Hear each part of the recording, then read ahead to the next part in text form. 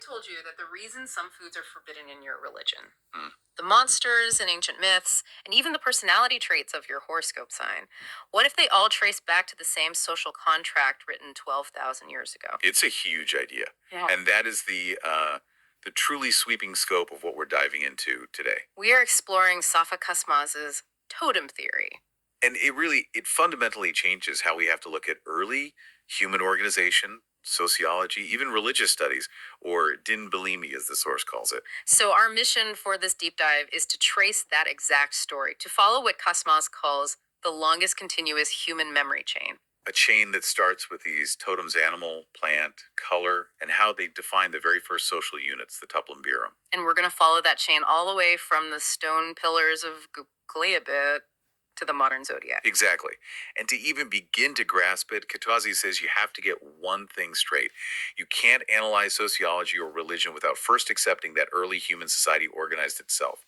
It wasn't just random groups of people. No, not at all.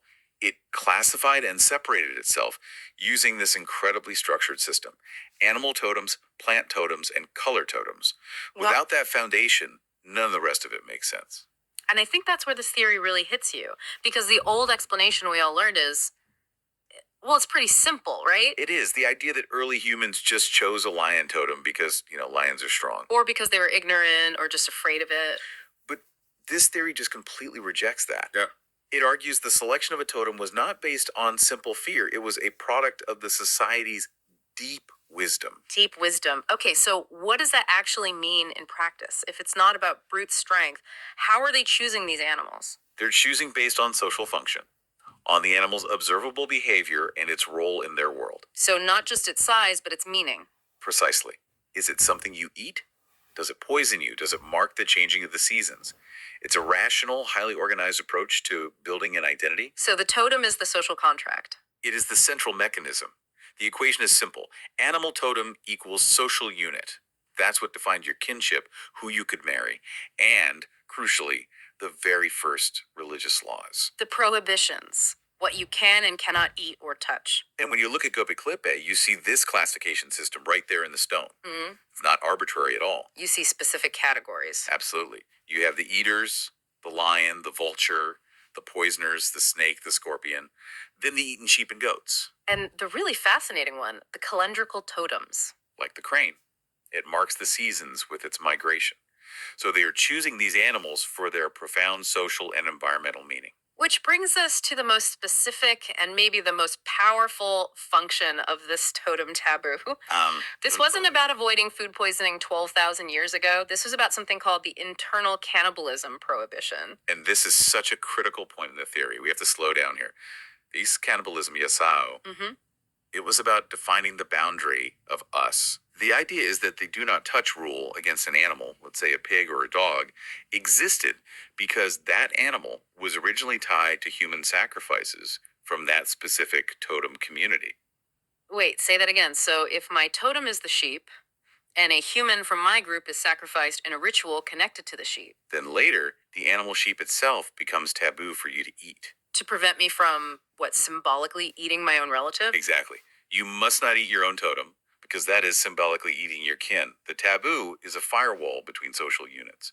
It's a historical record of where those lines were drawn. That reframes basically every major food taboo we know of. It does. And the best evidence for it comes from a really striking contradiction, a paradox, involving the humble lettuce plant or marul. A marul paradox. It's the perfect test case. You have these crystal clear but completely conflicting religious laws about the exact same plant. So in Yazidism, for example. In Yazidism, lettuce, along with things like beans, fish, and hog, is strictly forbidden. It's haram. And the theory argues this is because the lettuce was a plant totem for one of the foundational groups within Yazidism. Right. To eat it would violate their internal cannibalism prohibition. It would be eating their own. But then you look at other traditions right nearby. And you find the complete opposite. In Jewish Passover rituals, or Armenian traditions like Hampartsum, eating bitter herbs, which often includes lettuce or marul, is absolutely mandatory. It's halal. So how can it be both forbidden and required? It's impossible to explain if you think it's about hygiene or taste, but the theory provides the elegant solution. It's not about the plant. It's about which social unit you belong to. For one group, eating lettuce was taboo. For another, eating it defined their relationship to that other group. The religious law isn't about botany. It's a 12,000-year-old intercommunity regulatory system. Which makes Göbekli Tepe not just a temple, but a living document showing these rules in action. Exactly. So now we shift to GT. Klaus Schmidt, the original excavator, he saw it as a sanctuary.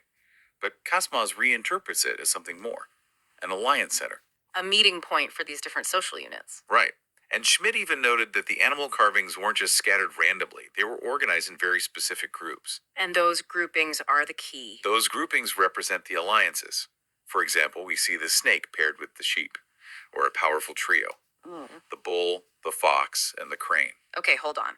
A bull, a fox, and a crane. On the surface, that sounds like a very odd team. What is the logic of that alliance? Think functionally, not just literally. The bull is earth, agriculture, power. Right. The crane is the sky. It's a calendrical marker for seasonal time. It tells you when to plant, when to move. And the fox? The fox is cunning, it's liminal, nocturnal.